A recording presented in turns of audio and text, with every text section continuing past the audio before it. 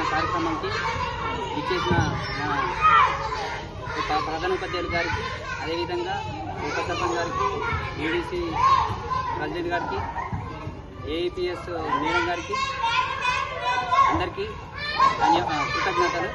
అదేవిధంగా రాజ్కుమార్ రెడ్డి సార్ గారి తరఫున మేడం గారు బట్టల వితరణ పంపిణీ కార్యక్రమంలో భాగంలో అందరూ పాల్గొని పిల్లలకు వితరణ చేయడం అందరికీ సంతోషంగా ఉంది.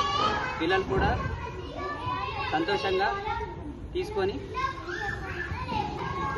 నేడు బ్రహ్మణపల్లి దక్కంపల్లి మండలం ప్రాథమిక పాఠశాలలో 53 మంది విద్యార్థులకు రాజ్కుమార్ రెడ్డి గారు నిర్మల్ వాస్తవ్యులు ఈరోజు బ్రహ్మణపల్లి గ్రామానికి విద్యార్థులకు వితరణ చేయడం జరిగింది. కాబట్టి వారికి మా గ్రామం తరపున కృతజ్ఞతలు తెలియజేస్తున్నాను. Thank you.